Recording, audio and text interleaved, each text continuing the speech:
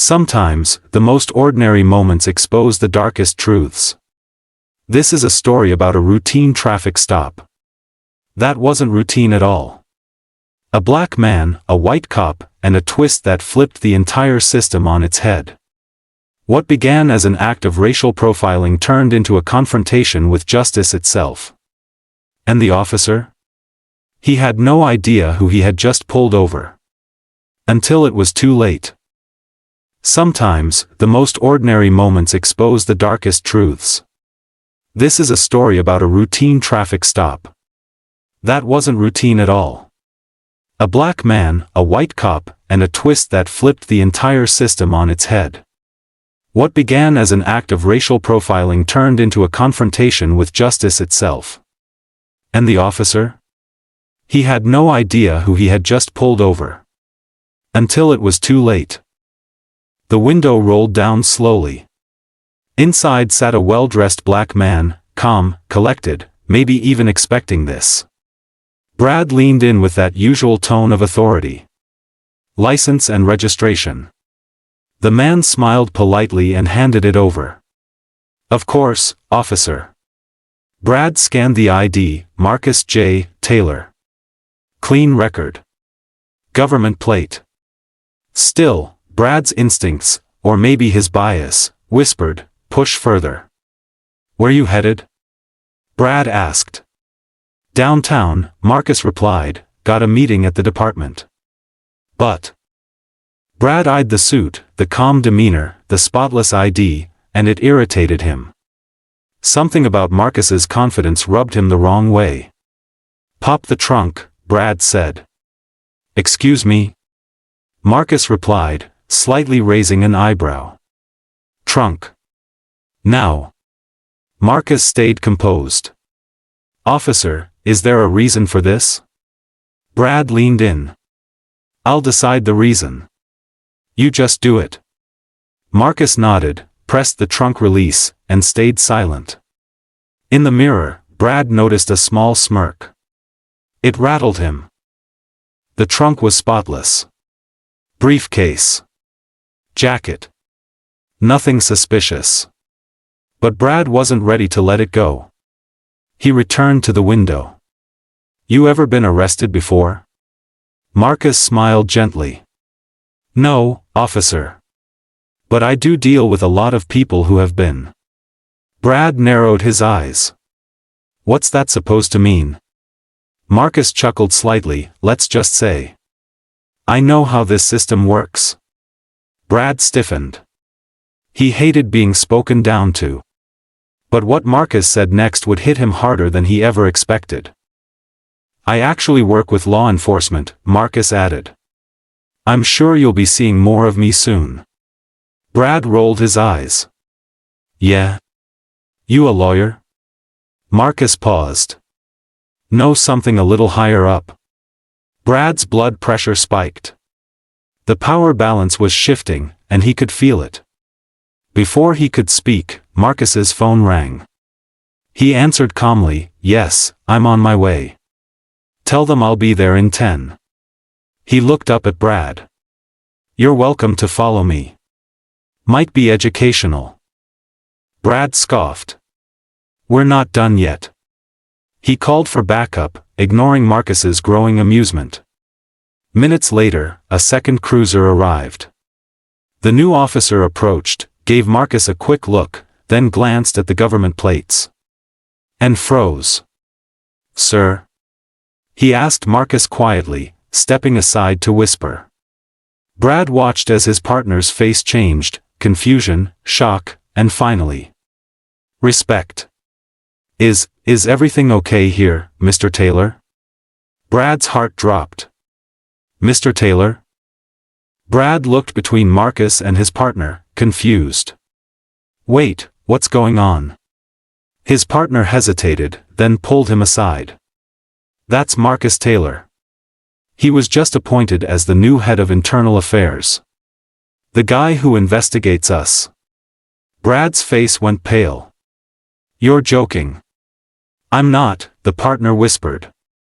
"He's here for a surprise evaluation. Started this week."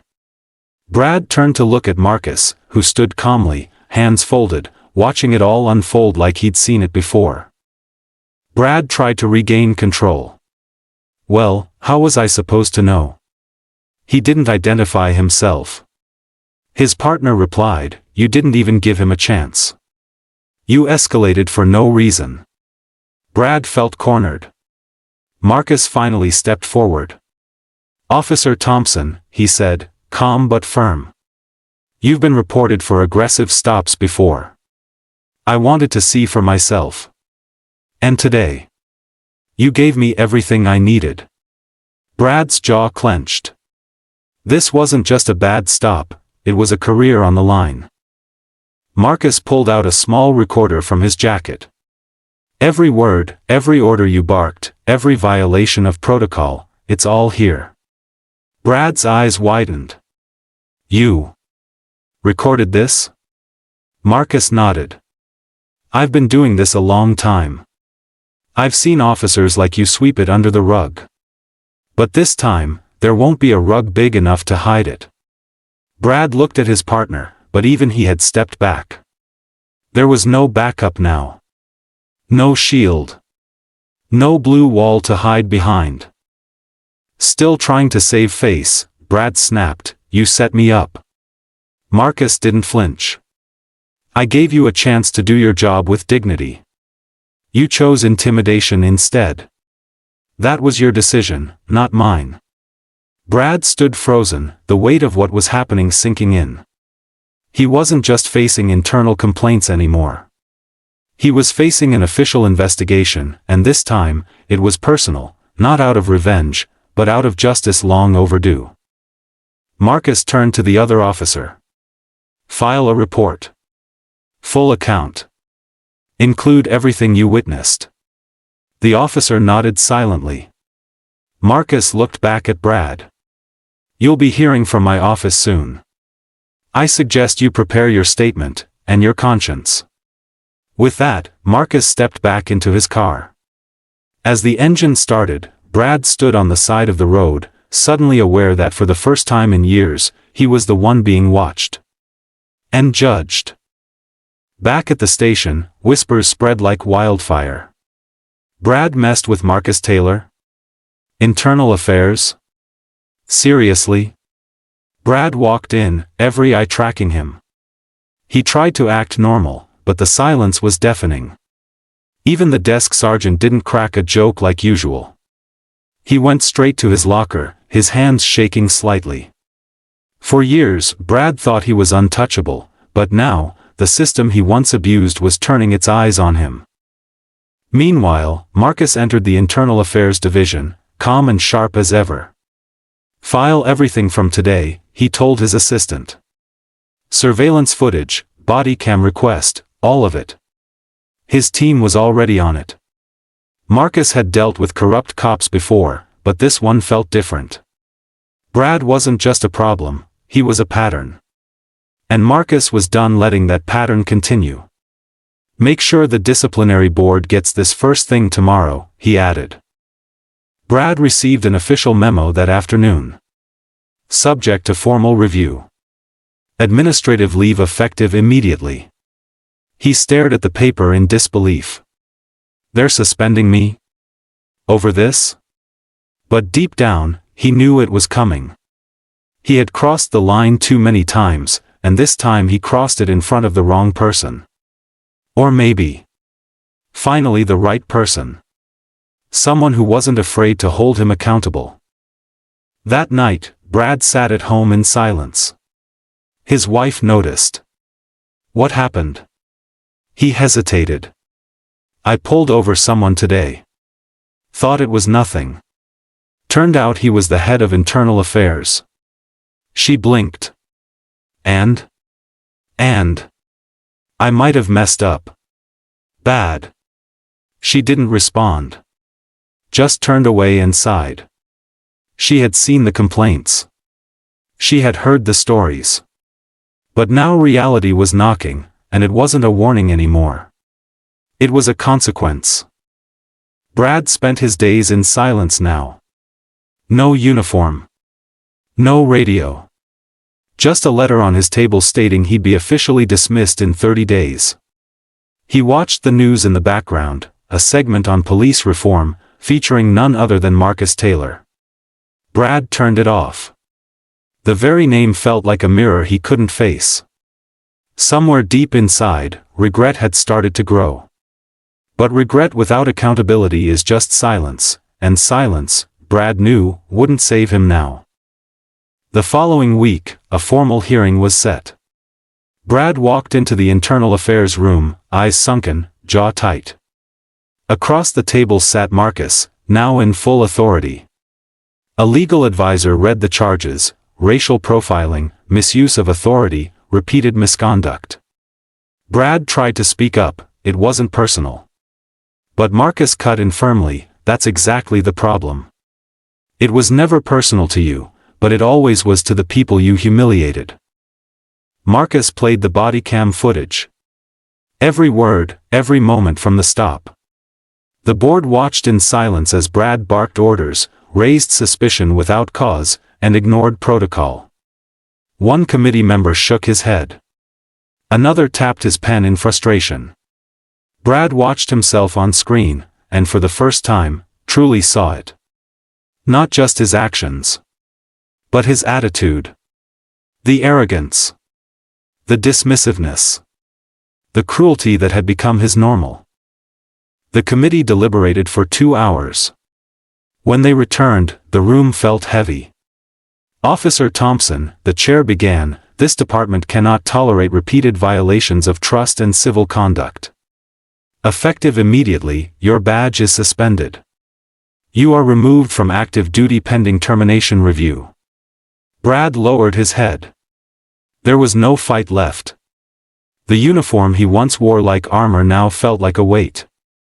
A symbol of what he had lost, and what he never understood. Outside the room, Marcus stood quietly by the window. One of the board members approached him. "You handled that with restraint," he said. Marcus replied, "Accountability isn't revenge. It's repair."